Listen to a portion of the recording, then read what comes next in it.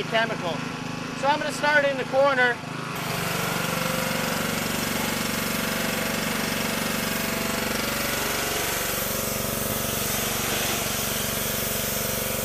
This way I'm just peeling away that stuff. It's coming up pretty easy.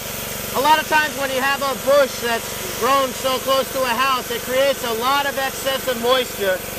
And moisture breeds moisture. You got to get underneath here, get right to the edge, and try to just blast out all that sand. There's a lot of stuff in there. And then go back over what you already did and push the water away. Anybody can do this.